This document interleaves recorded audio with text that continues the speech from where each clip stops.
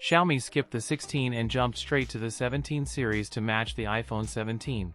The brand has given the first official glimpse of its upcoming Xiaomi 17 Pro series through teasers on social media. The entire rear camera housing of the Xiaomi 17 Pro and 17 Pro Max is replaced with a functional secondary screen. This screen is expected to support notifications, time display, multitasking, AI interactions, and cross-device functions, expanding on the small secondary display seen earlier in the Xiaomi Mi 11 Ultra. The Pro series maintains Leica branding on the back, continuing the company's partnership for imaging.